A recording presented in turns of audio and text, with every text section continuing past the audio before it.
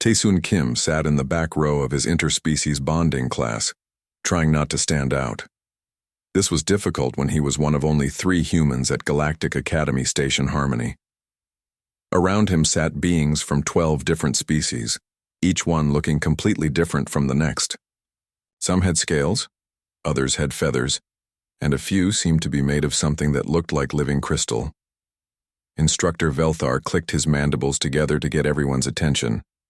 The Quilnari professor was an insectoid species, with 6 legs and antennae that moved constantly as he spoke. His voice came through a translator device that made him sound calm and patient. "Students, we have a special assignment for next week," Velthar announced. "We will have Cultural Pet Day. Each of you will present a domesticated animal from your homeworld. This will help us understand how different species form bonds with other creatures." The classroom immediately filled with excited chittering, whistling, and various other sounds that the translators worked hard to convert into understandable speech. A Renthian student named Pictil, who looked like a large bird with 4 wings, raised one wingtip. "Can I bring my glow moss colony? It has been in my family for 6 generations." Velthar's antennae bobbed up and down in approval. "Yes, an excellent example. Glow moss is a traditional Renthian companion organism." Another student, a Vaxorian named Silmara, who lived in a water-filled mobility suit, made bubbling sounds. The translator converted it to speech. "I will show my micro-jellyfish. They are very beautiful and they sing when they are happy." Taesun listened to each suggestion with growing concern. A Quilnari student wanted to bring recordings of his domesticated beetle that helped with garden work. Another student planned to present her floating crystal companion that changed colors based on emotions. Every single suggestion involved creatures that were small, peaceful, and completely harmless. The class ended, and Taesun walked back to his shared quarters with his roommate, Byung-ho Park. Byung-ho was also human, and the two had become close friends since arriving at the academy 6 months ago. "Did you hear that assignment?" Taesun asked as soon as the door closed behind them. Byung-ho dropped onto his bunk with a groan. "Yeah, glow moss, singing jellyfish. These aliens have no idea what real pets are like." Taesun pulled up his personal datapad and started scrolling through pictures from home. His family had sent him thousands of photos before he left Earth. He stopped on one particular image and smiled. It showed a large German shepherd with its tongue hanging out, looking happy and energetic. "I'm thinking about bringing Max," Taesun said quietly. Byung-ho sat up so fast he almost hit his head on the ceiling. "What? No, absolutely not. That is a terrible idea." "Why?" "Max is a pet. He is domesticated. He is a perfect example of human companionship with animals." "Taesun, think about this. These aliens keep moss and tiny floating things as pets. Max weighs 85 pounds. He has teeth designed to tear meat. His ancestors were wolves. Wolves. Do you understand how that is going to look to them?" Taesun sat down at his desk, still looking at the picture of Max. "That is exactly why I should bring him. We are here to share our culture, right? To help other species understand humans? Well, dogs are a huge part of human culture. We have kept them for over 30,000 years. They are family to us. They are also predators," Byung-ho pointed out. "Forward-facing eyes, sharp teeth, powerful jaws. These aliens are going to see a monster, not a pet. Then maybe they need to learn that humans are different. We do not keep prey animals as companions. We befriend predators and turn them into loyal friends. That says something important about us." Byung-ho rubbed his face with both hands. "It says we are crazy. That is what it says." But Taesun had made up his mind. He spent the next hour filling out the biological transport request form. The form asked for specific details about the creature being transported. Taesun was careful with his words.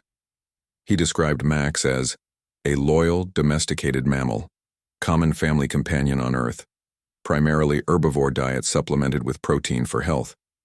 Everything he wrote was technically true. Dogs did eat vegetables along with meat. They were domesticated and loyal. They were common family companions. He just left out certain details about size, teeth, and predatory instincts. He submitted the form and waited.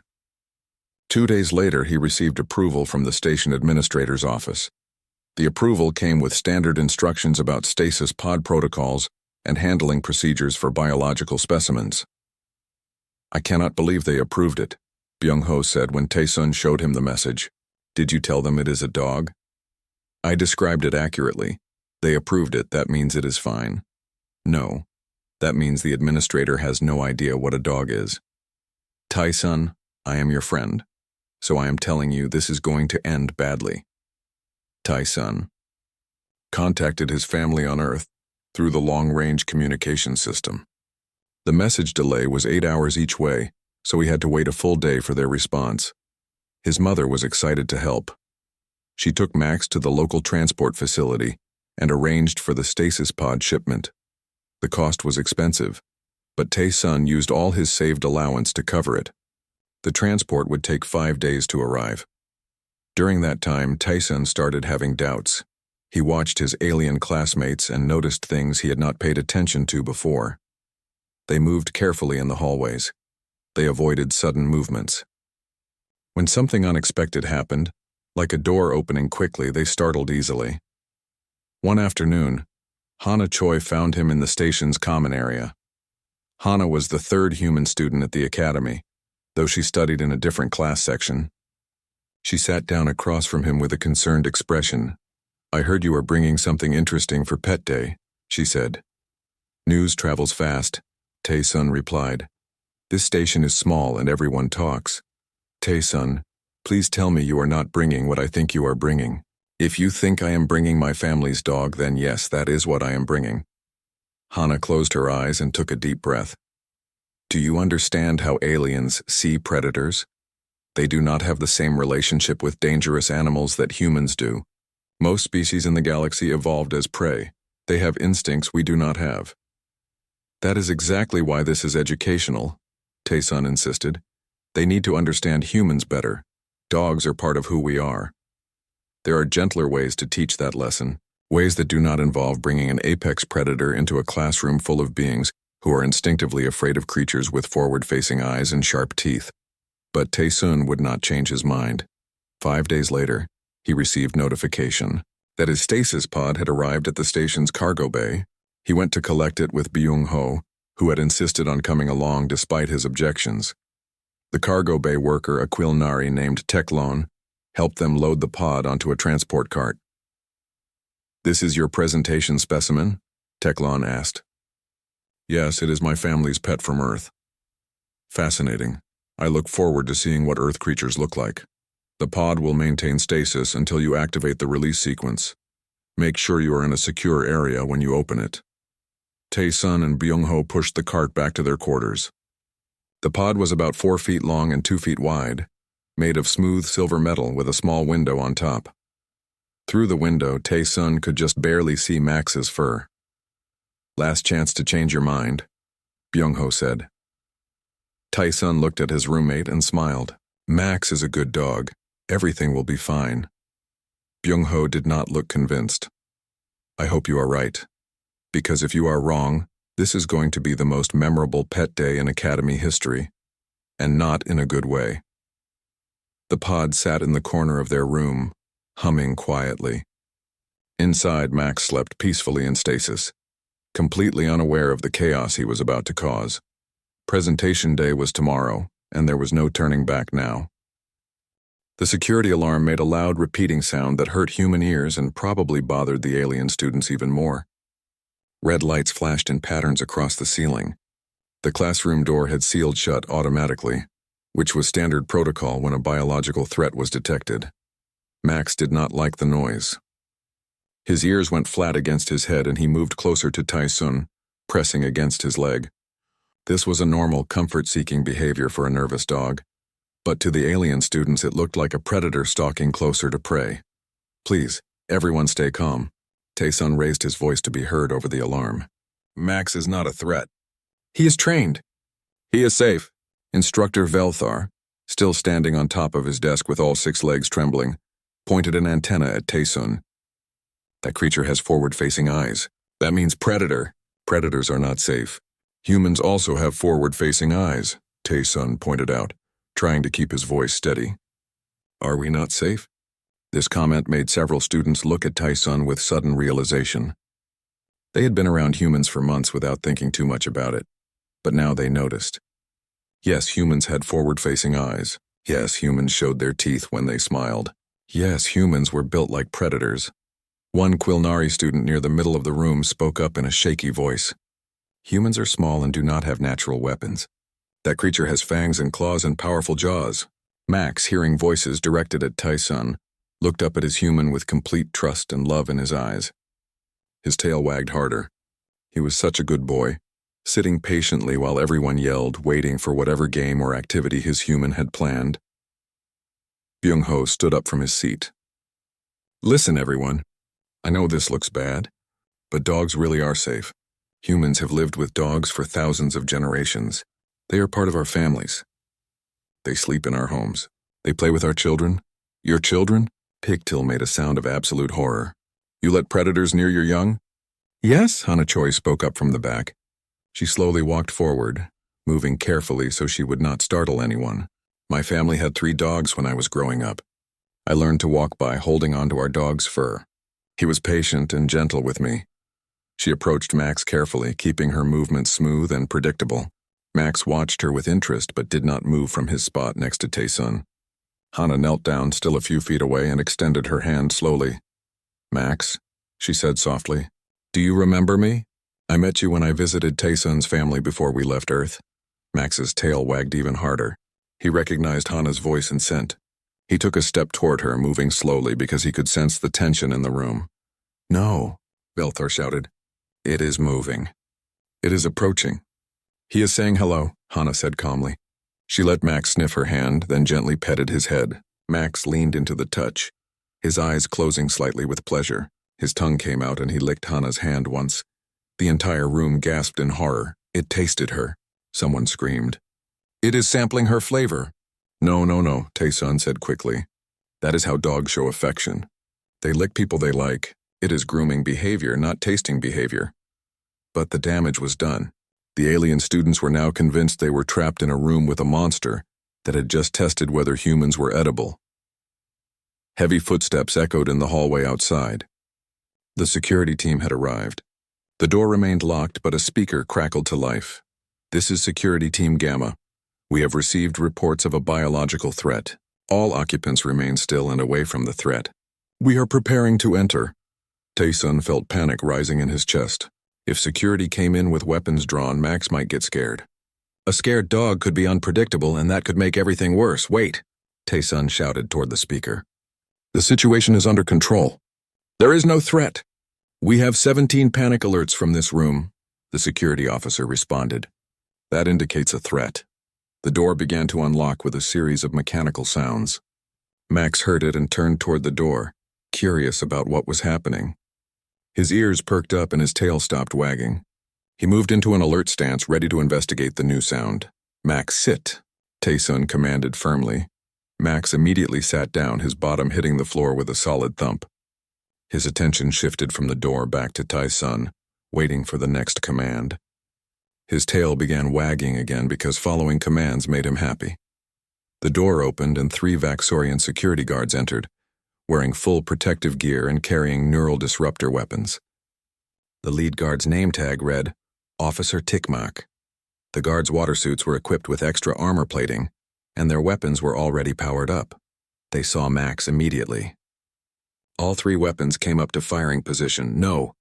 Tae-sun threw himself between Max and the guards. Byung-ho rushed forward and stood next to him, forming a barrier. Do not shoot. He is not dangerous. Officer Tikmak's translator made bubbling sounds. Student, move away from the predator immediately. We are authorized to neutralize biological threats. He is not a threat. He is a domesticated animal. He is my pet. Pets do not cause 17 panic alerts, Officer Tikmak said, but he did not fire. Pets do not have weapons-grade teeth and claws. Max, sensing the tension, whined softly. It was a nervous sound, a questioning sound. He did not understand why everyone was upset. He just wanted to make his human happy. A new voice came from behind the security team. Lower your weapons. Let me assess the situation. A tall Vaxorian in a command uniform entered the room. His suit was decorated with marks that indicated high rank. His name tag identified him as Commander Prilnak, head of station security. Unlike the guards, his movements were calm and measured. Commander Prilnak looked at Max for a long moment. Max looked back at him, head tilted, curious about this new person. Then Prilnak looked at Taysun. "You are the human student who submitted the biological transport request?" "Yes, Commander." "And you described this creature as a domesticated companion animal?" "Yes, Commander." "That is what he is." Prilnak pulled up a datapad and reviewed something. "Your description said herbivore diet supplemented with protein. That was technically accurate but deeply misleading." "I did not lie," Taysun said quietly. "I just did not explain everything. That much is clear." Prilnak moved closer, studying Max from a safe distance. "However, your paperwork was approved. You violated no rules. The responsibility for this incident falls on our staff for not understanding Earth biology." He turned to address the classroom. "I need someone to explain to me clearly and calmly why this creature is considered safe." Hana stepped forward again. She was still calm, still composed. "Commander, may I demonstrate?" Prilnak gestured for her to continue. Hana knelt down near Max again. "Max, shake." Max lifted his right front paw and placed it in Hana's hand. She shook it gently, then released it. Max's tail wagged proudly. He had done a trick and received praise. "Down," Hana said. Max lay down on his belly, resting his head on his paws. "Roll over." Max rolled onto his back, exposing his belly, his legs in the air. This was the ultimate sign of trust and submission in dog body language. The alien students watched in stunned silence. The creature that had terrified them moments ago was now lying on its back, looking silly and harmless. "Stay," Hana said firmly. She stood up and walked across the room. Max did not move, even though his eyes followed her. "Max, come!" Max jumped to his feet and trotted to Hana, his tail wagging. He sat down in front of her without being told, looking up at her face with pure adoration.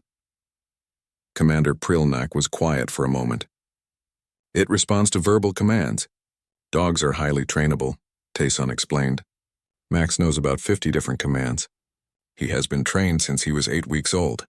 He would never hurt anyone unless commanded to protect someone who was being attacked." "So it is a weapon," Officer Tikmak said. "No," Byung-ho interrupted. "He is a guardian. There is a difference. Dogs protect their family, but they do not attack for no reason." A small Quilnari student named Ziktik, who had been pressed against the far wall, spoke up in a tiny voice. "Can it learn not to eat us?" "Max does not want to eat you," Taysun said gently. "He does not see you as food. He sees you as strange-smelling creatures that his human apparently likes, which means he should be nice to you." Commander Prilnak made a decision. The creature may remain for the completion of the presentation. However, it must remain on a physical restraint at all times. He produced a length of strong cable.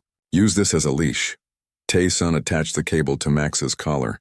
Max sat patiently during this process because he was used to wearing a leash. "Thank you, Commander," Taysun said with genuine relief. "Do not thank me yet," Prilnak replied. "If anything goes wrong, the responsibility is yours. Now complete your presentation quickly, then return the creature to stasis." The security team withdrew but remained just outside the door. The classroom alarm finally stopped, leaving a ringing silence. Students slowly returned to their seats, though they chose seats as far from Max as possible. Instructor Velthar climbed down from his desk on shaky legs. "Continue your presentation, Student Taysun, but keep that creature restrained." Taysun took a deep breath. The worst was over. Probably. Hopefully. He began to explain the history of human-canine partnership, how wolves had gradually become dogs, how dogs had helped humans hunt, guard, and survive.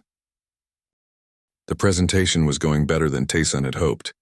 After the initial panic, several students were actually showing interest. He had Max demonstrate more commands while explaining the 30,000-year relationship between humans and dogs. "The key thing to understand," Taysun said, holding up his datapad with images of ancient cave paintings showing humans and wolves, "is that this partnership changed both species. Wolves learned to understand human gestures and emotions. Humans learned to trust creatures that could easily hurt them. It was mutual respect and cooperation." A Renthian student named Pictil slowly raised one wing. "How do you trust something with so many teeth?" "The same way you trust me," Taysun replied. I also have teeth. I also have the ability to hurt others. But I choose not to. Max also chooses not to. He is trained, but more than that, he loves his family. He would protect us, not harm us. Max sat next to Tae-sun, looking like the goodest boy in the galaxy. His tail made soft, sweeping sounds against the floor. His tongue hung out slightly in a relaxed, happy expression. Instructor Velthar had calmed down enough to return to his teaching role, though he remained near the exit. This is indeed educational, student Tae-sun. Though your methods were questionable, I must admit this demonstrates something important about human psychology. Your species forms bonds in ways others do not. Can we see more commands? Asked Zeektik, the small Quilnari student. He was still nervous, but his curiosity was winning over his fear. Tae-sun smiled. Of course. Max, speak, Max barked once loudly. Several students flinched but did not panic this time. They were getting used to the sound. Good boy, Tae-sun said, producing a small treat from his pocket. Max gently took the treat from his fingers and ate it. See? This is called gentle. He knows to be careful with his mouth when taking food from hands. He demonstrated several more tricks. Max could sit, stay, lie down, roll over, shake hands with his paw, and even play dead when Tae-sun made a finger gun gesture. The alien students found this last trick particularly fascinating. A creature that would voluntarily pretend to be dead was not acting like a predator at all. Would anyone like to try giving him a command? Tae-sun asked. There was a long silence. Then, surprisingly, Pictil raised a wing again. I will try. If you promise he will not eat me. I promise. Pictil approached slowly, her four wings held close to her body. She stopped about 6 feet away from Max. Max watched her with interest, his head tilting to one side. What should I say? Pictil asked. Tell him to sit. He is already sitting. Oh, right. Tell him to stand. Pictil's translator made the command sound like a bird call, but she also said in common galactic language, stand. Max did not respond. He looked at Tae-sun for guidance. He is trained to respond to Earth commands, Tae-sun explained. Try saying up, Pictil said, her voice shaking slightly. Max stood up. Pictil jerked backward in fear, but Max just stood there, tail wagging, looking proud of himself for following the command. He did it, Pictil said with wonder. He obeyed me. Dogs want to please people, Tae-sun explained. It makes them happy to follow commands and receive praise. Other students began to show interest. Zeektik asked if he could try. Then a Vaxorian student named Rilpak asked to give a command. Slowly, the fear in the room began to transform into curiosity. Instructor Velthar watched this with his antennae tilted in thought. Student Tae-sun, I believe I understand the lesson now. Humans do not see danger the same way other species do. Where we see threat, you see potential for partnership. Exactly, Tae-sun said, feeling proud. The presentation was actually working. He was building bridges between species. This was what the academy was all about. Velthar moved forward, trying to reclaim his authority as the classroom instructor. I suppose I should observe this creature more closely for my official report. After all, I am responsible for evaluating all presentations fairly. The instructor approached, trying to appear confident. But Quilnari body language was very different from human or dog body language. Velthar's movements were quick and jerky, his legs moving in rapid, twitchy patterns as he walked. His antennae waved in sharp, sudden motions. Max's ears went up. His body tensed. His eyes locked onto Velthar with intense focus. Tae-sun felt the leash go tight in his hand. Instructor, please move slowly. But it was too late. Some ancient instinct in Max's brain triggered. The quick, jerky movement pattern looked exactly like prey behavior to his predator ancestry. Generations of domestication fell away in an instant. The wolf DNA that still lived in every dog's genes activated. Max lunged forward, barking aggressively. The sound was completely different from his earlier friendly barks. This was a warning bark, a threatening bark, the bark of a predator who had spotted prey. Tae-sun pulled back hard on the leash, his feet sliding across the floor. Max, no! Stop! But 85 pounds of German Shepherd in full prey drive mode was stronger than one human teenager. Max pulled Tae-sun forward several steps. Velthar, completely terrified, stumbled backward. His 6 legs tangled together in his panic. He fell hard onto his back, all of his limbs flailing in the air. This made the situation worse because now he looked even more like prey in distress. Max barked louder, pulling harder. The leash was the only thing keeping him from reaching the instructor. Byung-ho! Help! Tae-sun shouted. Byung-ho rushed forward and grabbed the leash. Together, the two humans barely held Max back. The dog was completely focused on Velthar, his training forgotten, his instincts in control. Hana ran to Velthar and tried to help him stand up, but the instructor was too panicked. His antennae were flat against his head, his breathing came in rapid gasps, and his legs kept moving in uncontrolled patterns. Max, heel! Tae-sun commanded with every bit of authority he could find in his voice. Heel now! Something in his tone finally broke through Max's prey drive. The dog stopped pulling. He looked at Tae-sun, confused about why his human was yelling. His tail lowered uncertainly. Heel, Tae-sun repeated more quietly but still firm. Max returned to Tae-sun's side, sitting down, but his eyes stayed locked on Velthar. His body was still tense, still ready to move. The classroom erupted in chaos again. Students screamed. Panic buttons were pressed. The security alarms activated once more. The door sealed shut. Velthar made a sound that the translator could not properly convert. Then his eyes rolled back and he collapsed completely. He had fainted from pure terror. Instructor! Several students shouted. Commander Prilnak's voice came through the speaker immediately. Security entering now. The door burst open. 3 guards rushed in with weapons raised. Behind them came a medical team with a stretcher. Officer Tikmak pointed his weapon directly at Max.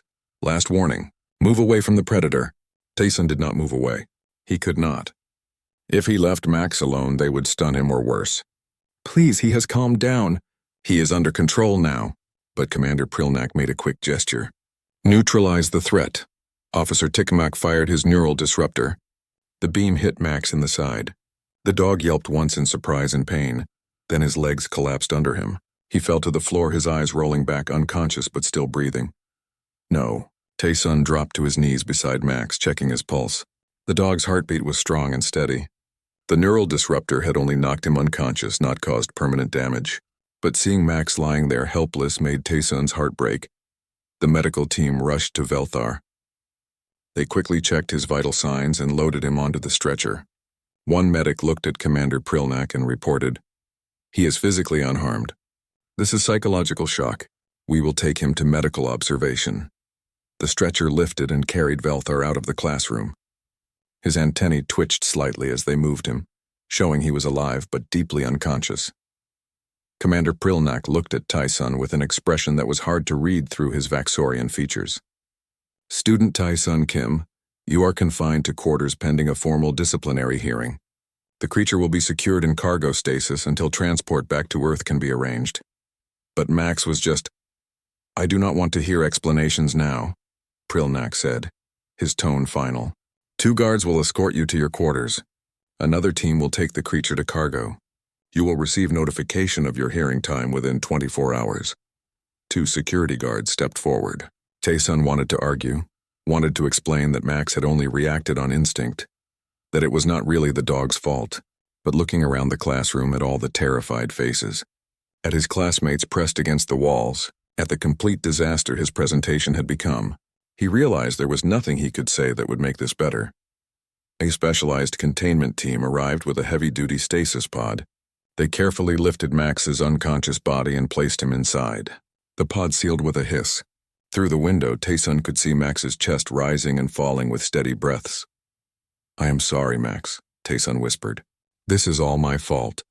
The guards escorted him out of the classroom. As he walked down the corridor, he could hear students talking in frightened voices. The story would spread across the entire station within hours. The human student who brought a monster to class. The predator that almost killed an instructor. Byung-ho walked beside him, having been allowed to accompany Tae-sun back to their quarters. The disciplinary hearing was scheduled for the following afternoon in the Academy Council chambers. Tae-sun spent the entire night unable to sleep, staring at the ceiling of his quarters while Byung-ho snored softly in the bunk below. He kept replaying the moment Max lunged at Instructor Velthar. He kept seeing the terror in his classmates' eyes. He kept hearing the sound of the neural disruptor hitting Max. Every time he closed his eyes, he saw another way the situation could have gone worse. Morning came with a message on his datapad. The hearing would include 5 council members representing different species. One of them was Director Sungmin Baek, the only human administrator at the academy. Tae-sun did not know if this was good news or bad news. Byung-ho helped him prepare his defense. They gathered documentation about dog behavior, training methods, and the history of human-canine relationships.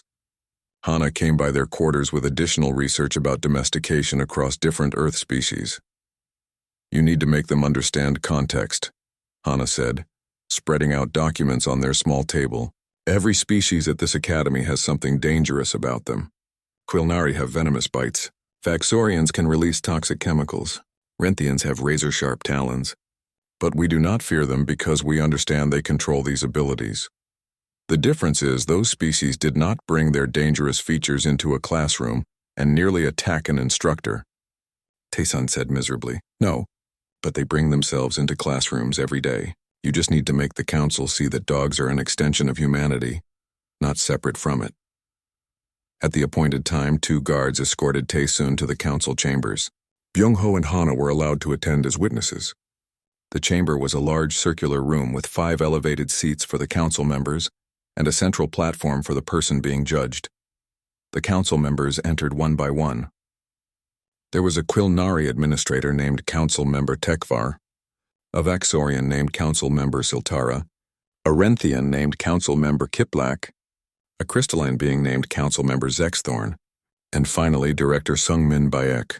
Director Bayek was an older human with gray hair and a tired expression. He looked at Tae-sun with an emotion that was hard to read. Disappointment? Sympathy? Both? Council Member Tekvar spoke first, his translator making his clicking sounds into words. Student Tae-sun Kim, you are charged with reckless endangerment of station inhabitants, causing psychological harm to an instructor, and disrupting academy safety protocols. How do you respond to these charges? Tae-sun stepped onto the central platform. His legs felt shaky, but he forced himself to stand straight. Council members, I do not deny that my actions caused harm. I take full responsibility, but I want to explain my reasoning and what I hope to achieve. Proceed, Tekvar said. Tae-sun activated his datapad and projected images onto the chamber screens. I brought my family's dog to class because I wanted to share an important part of human culture. Dogs are not just pets to humans. They are partners who have helped us survive and thrive for over 30,000 years. He showed images of search and rescue dogs finding people after disasters, service dogs helping disabled people navigate the world, therapy dogs providing comfort in hospitals, working dogs helping farmers and protecting homes. Dogs do jobs that save lives every day on Earth. They are brave, loyal, and intelligent. They give us companionship and ask for very little in return. I thought showing this to my classmates would help them understand humans better. Council Member Siltara, the Vaxorian, made bubbling sounds. Your intentions may have been educational, but the result was traumatic. Instructor Velthar is still under medical observation for psychological shock. Several students reported nightmares. You created fear, not understanding. I know, Tae-sun said quietly. I made a mistake in how I presented Max. I did not consider how different species would perceive him. I thought if I just showed them how well-trained and friendly he was, they would see what I see. But I was wrong. Your description on the transport form was deliberately misleading, Council Member Kiplak pointed out, his feathers ruffling. You described a predator as a herbivore. The description was technically accurate but incomplete, Director Bayek interrupted. Dogs are omnivores. The fault lies partially with our approval process. We should have requested more detailed information about Earth species biology before approving the transport. The other council members looked at the director with surprise. He was defending Tae-sun, or at least sharing the blame. Tae-sun continued. I want to show you something else. With the council's permission, I would like to call witnesses. Council Member Tekvar clicked his mandibles in thought.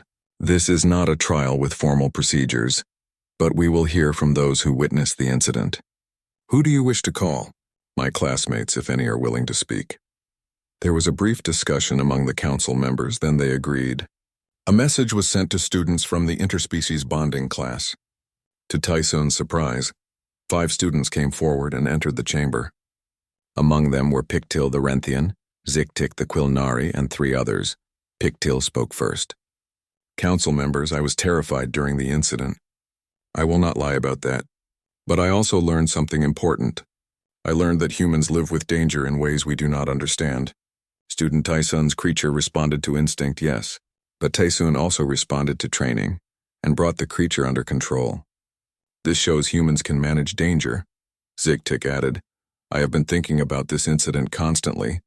I realize something. We are afraid of humans' companions, but we are not afraid of humans themselves. Yet humans are also predators. They have forward-facing eyes and eat meat and hunt prey. We accept humans because we understand they choose not to harm us. Maybe we should extend that same understanding to their companions. The other students shared similar thoughts. They admitted they were scared but also fascinated. They said they learned more about human culture in that one chaotic class than in months of normal lessons. Council member Zexthorn, the crystalline being who had been silent until now, spoke in a voice like wind chimes. This is an interesting perspective. The students found educational value despite the trauma. We did, Pigtail confirmed. Though perhaps future lessons could be delivered with more safety measures. The council dismissed the students and began deliberating. Taesun stood on the platform, waiting. He could hear them talking but could not make out specific words. Finally, they reached a decision. Councilmember Tekvar spoke. Student Taesun Kim, we find you guilty of poor judgment and inadequate safety planning. However, we also recognize that your intentions were educational and that some positive outcomes emerged from this incident. Director Bayek took over. Your punishment is as follows. You will receive a formal reprimand on your academic record. You will perform 100 hours of community service, and you will develop and deliver a series of approved educational presentations about human domestication practices and human psychology. Taesun felt relief wash over him. Not expulsion, not permanent damage to his record beyond repair, a chance to fix what he had broken. Additionally, Tekvar continued, your creature must return to Earth immediately. No exceptions. I understand, Taesun said.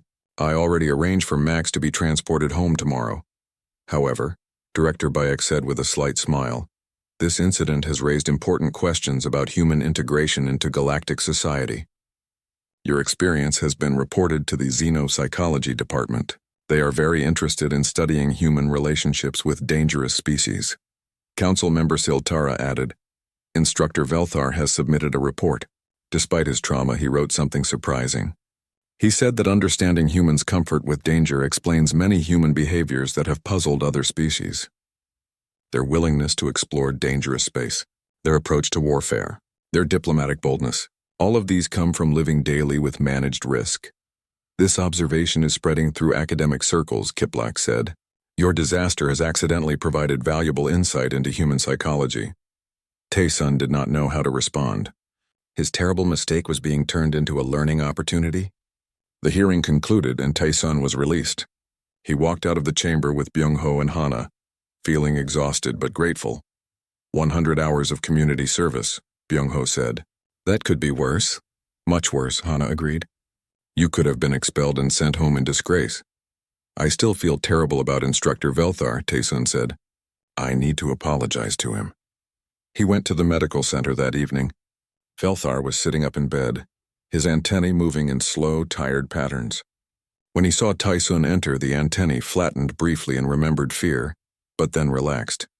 Student Taesun, Velthar said through his translator, I wondered if you would come. Instructor, I am so sorry. I never meant to cause you harm. I was stupid and reckless, and I did not think about how my actions would affect others.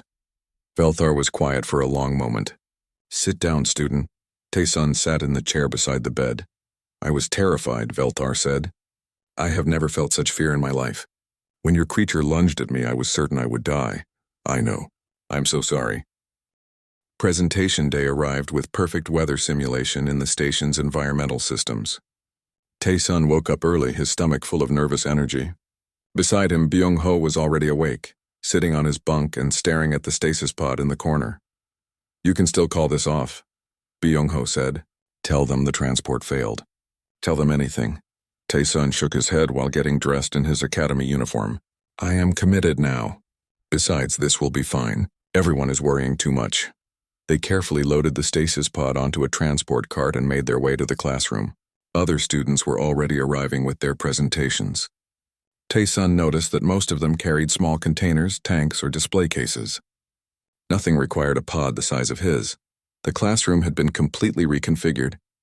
Instructor Velthar had arranged small habitat zones around the room, each one designed for different types of environments. There were humid areas, dry areas, aquatic sections, and even a zero-gravity demonstration space. Students filed in and took their seats. The viewing area had been expanded with extra chairs to accommodate students from other sections who wanted to watch. Tai-sun spotted Hana Choi sitting near the back, her expression worried. Velthar called the class to order with a clicking of his mandibles. Welcome, students. Today we will explore the beautiful diversity of companionship across species. Let us begin with respect and open minds. The first presentation was from a Quilnari student named Bektin. He carefully opened a small glass container and revealed what looked like a clump of glowing moss. The moss pulsed with gentle blue light. This is my family's companion moss, Bektin explained. It has been cultivated for 6 generations. When it is happy, it glows brighter. When it needs water, the glow dims. We talk to it every day and it responds to our emotions. The class made appreciative sounds. Velthar's antennae bobbed with approval. Excellent. A perfect example of symbiotic companionship. The moss provides light and beauty, and your family provides care. This is harmony. The next presentation was from Pictil, the Renthian student. She brought a small transparent box filled with dirt. Inside the dirt was a fat, pale grub about the size of a human thumb. This is Wiggle, Pictil said proudly. I have raised him since he was an egg. He will eventually transform into a flutterwing, but that takes many years. We spend time together every evening. I sing to him and he moves in patterns that show he is listening. More appreciative sounds from the class. Tayson watched and felt his confidence begin to crack. These presentations were so gentle, so peaceful, so completely different from what he was about to show them. Silmara the Vaxorian went next. Her water suit made bubbling sounds as she moved to the front. She placed a small water tank on the demonstration table. Inside, tiny jellyfish-like creatures floated and pulsed with different colors. These are my microjellies, Silmara said through her translator. They have been bred for companionship for thousands of years on my homeworld. Watch what happens when I activate this sound frequency. She pressed a button on her suit. A soft musical tone filled the room. The tiny jellyfish began to pulse in rhythm, creating a beautiful light show. The class erupted in pleased whistles and chirps. Velthar looked genuinely moved. Beautiful! This shows the deep connection between the Vaxorian people and the creatures of your oceans. Each presentation today reminds us that companionship can take many forms, but all are built on gentleness and mutual care. 5 more presentations followed. Each one involves small, harmless creatures. A Quilnari student showed her domesticated beetle that helped in gardens. Another student presented crystals that changed color based on the emotions of nearby beings. A third student showed floating spores that created interesting patterns in the air. Finally, Velthar looked at his class list. And now Taesun Kim will present Earth's contribution to our understanding of companionship. Taesun stood up. His legs felt weak. Every eye in the room turned to look at him, and he suddenly understood exactly how different his presentation was going to be. He pushed the transport cart to the front of the room. The stasis pod sat on it, humming quietly. Thank you, Instructor Velthar, Taesun began. His voice sounded steadier than he felt. Before I show you my family's companion, I want to explain something about Earth and human history. He activated his data pad and projected images onto the wall screen. The first image showed ancient humans sitting around a fire. Humans domesticated animals for over 30,000 years. We formed bonds with many different species. The next images showed cats, rabbits, hamsters, and birds. The alien students leaned forward with interest. These creatures looked strange to them, but not threatening. The rabbits were cute. The birds were colorful. These are some of our companion animals, Taesun continued. But there is one species that humans have the strongest bond with. We call them dogs. He showed an image of a small puppy. The class made cooing sounds. The puppy was adorable, small, fluffy, and harmless looking. Dogs come in many sizes and shapes, Taesun said. The species has been bred for different purposes over thousands of years. Some dogs are small, but some dogs are large and powerful, bred to work alongside humans in difficult jobs. He changed the image to show a full-grown German Shepherd. The reaction was immediate. Several students shifted uncomfortably. The forward-facing eyes were very obvious. The teeth were visible. The athletic, muscular build was clear. A Quilnari student near the front raised a leg nervously. That creature looks like a predator. Dogs descended from wolves, Taesun admitted. but they have been domesticated for so long that they are completely different now. They are loyal, protective, and loving. My family has a dog named Max, and I brought him here today. The room went very quiet. Velthar's antennae flattened slightly against his head, which Tae-sun had learned was a sign of concern. You brought a live specimen? Velthar asked carefully. A large predator species? A domesticated companion, Tae-sun corrected. He is completely safe. My family raised him from a puppy. He has never hurt anyone. Byung-ho, sitting in the audience, put his face in his hands. Tae-sun walked to the stasis pod. His hand hovered over the release mechanism. I want you to understand that humans have a different relationship with animals than most species. We do not choose companions based on how harmless they are. We choose them based on loyalty, intelligence, and the bond we can form with them. He pressed the release button. The pod made a hissing sound as the seal broke. The lid slid open slowly. For a moment, nothing happened. Then a large, furry shape shifted inside. Max stood up in the pod, shaking his head as the stasis effect wore off. He was even bigger than the pictures suggested. 85 pounds of athletic German shepherd, all muscle and energy. His ears stood up alert. His eyes were bright and intelligent. His mouth was slightly open, showing very white, very sharp teeth. The classroom erupted in panic. A Quilnari student scrambled backward so fast that his chair fell over. Pictil spread all four wings in a defensive posture and made a high-pitched alarm sound. Silamara's water suit released a cloud of dark ink in fear response. Max jumped out of the pod, landing on the floor with a heavy thump. He looked around the room at all the strange creatures and new smells. His tail started wagging, which made him look even more threatening as it swept back and forth like a weapon. Please remain calm, Tae-sun shouted over the noise. He is friendly. He is not dangerous. But his words were lost in the chaos. Students were pressing themselves against the walls. Velthar had backed up so far that he was now standing on top of his desk, all 6 legs trembling. Max, confused by all the noise and movement, let out a single, loud bark. The sound echoed in the classroom like an explosion. It was a happy bark, an excited bark, the kind of bark that meant, "Hello, new friends," in dog language. But to the alien students, it sounded like the roar of a predator about to attack. 3 students hit their emergency panic button simultaneously. Alarm lights began flashing throughout the station. The classroom door automatically locked down, trapping everyone inside with the threat.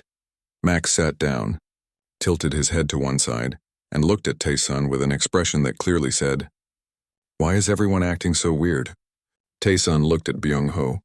Byung-ho looked back at him with an expression that said, "I told you this was a terrible idea." Hana Choi, still sitting in the back of the room, sent a message to Tae-sun's datapad. It contained only 2 words.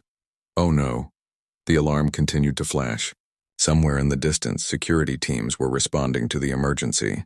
Max's tail continued to wag, and Tae-sun realized that his presentation had not even officially started yet. This was going to be a very long day.